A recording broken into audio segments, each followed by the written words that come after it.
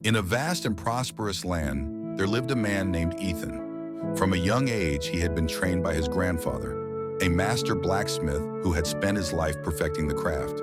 However, as his grandfather grew older and more frail, he decided to retire and handed down the family business to Ethan.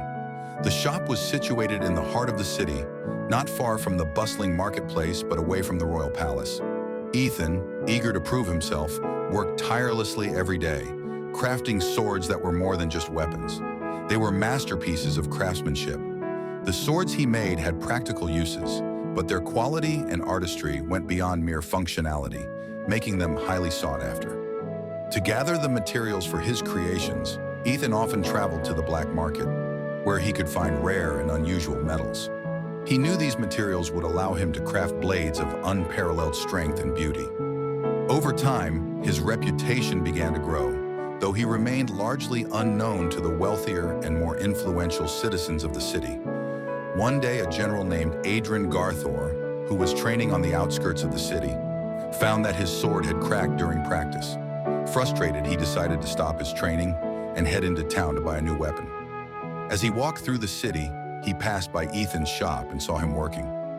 Curious, the general, who was known for his arrogance, decided to mock the young blacksmith. "Hey, you there!" the general called out as he stepped into the shop. "What kind of rubbish are you making here? Do you really think your work is worth anything?" Ethan looked up calmly and replied, "If you think it's rubbish, then come and see for yourself." He led the general to the back of the shop, where an entire storage room was filled with weapons, swords, axes, and spears, crafted with incredible skill. The general was taken aback. He had never seen such fine craftsmanship in a humble workshop like this. Despite his initial surprise, the general's pride kept him from admitting admiration.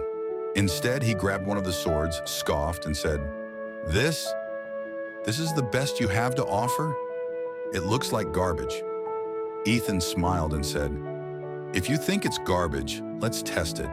That big stone blocking the path outside has been a nuisance to everyone. Why don't you try breaking it with this sword?" The general, confident in his own strength, raised the sword and swung it with all his might at the stone. To his amazement, the stone shattered into pieces. His men were left stunned by what they had just witnessed. The general's expression shifted from one of pride to disbelief. He had underestimated Ethan and his craft. Impressed but unwilling to show weakness, the general bought several swords from Ethan and paid him a large sum of money. As he left the shop, he was still trying to understand what had just happened. Ethan, on the other hand, was simply grateful for the sale and the recognition, though he remained humble. At that moment, an elderly man, the landlord of the building, came to collect rent.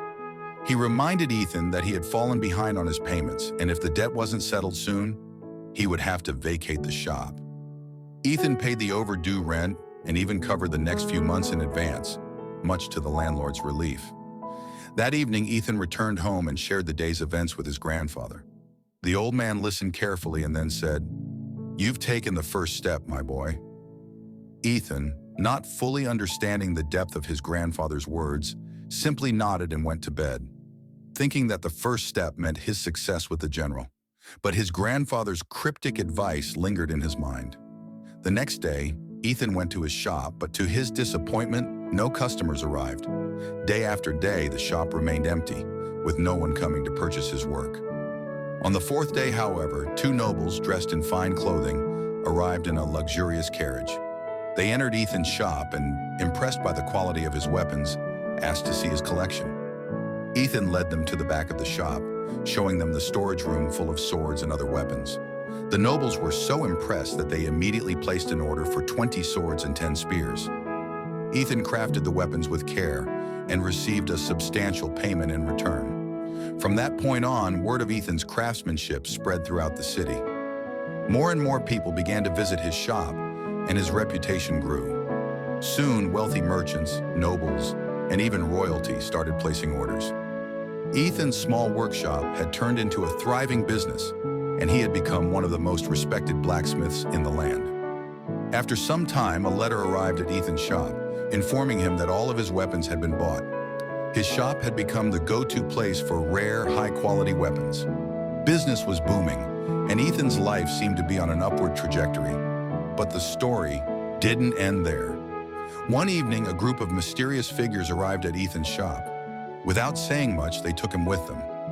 Ethan didn't know where they were going or why they had come, but one thing was certain: his life would never be the same again. What began as a humble blacksmith shop had now set Ethan on a path that would lead him to adventures far beyond what he had ever imagined.